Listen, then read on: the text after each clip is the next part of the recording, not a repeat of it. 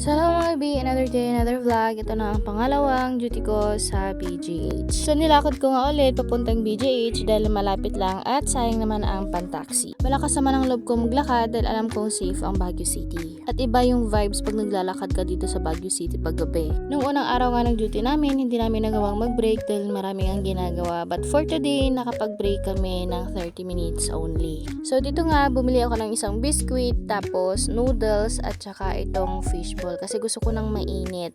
Ang sabi nga nila, matotoxic ka daw pag kumain ka ng noodles. But for us, hindi po kami naniniwala. At ito nga si Rowan, ang lakas ang trip, madaling araw abay nag-ice cream. So ayan, after 30 minutes na break, bumalik na ulit kami sa hospital. At dito nga, kunwari may ginagawa ang auntie nyo, pero wala naman. Kasi nga, syempre, tapos ko na yung mga gagawin ko. Hihintay na lang ng oras para sa susunod na medications ng mga pasyente. At ito nga si Erevic, abay, antok na antok eh. So ayun, after 8 hours of duty, ito na naman kami naghihintay ng ibang kasama kasi hindi pa sila tapos sa loob. At may mga ganyang instances nga na kapag tapos na ang lahat, meron at merong babalik kasi nga may mga kulang sa mga ginawa nila. So kayo. Aghay ka. Aghay kayo wala niya yung vlog ko. Charis.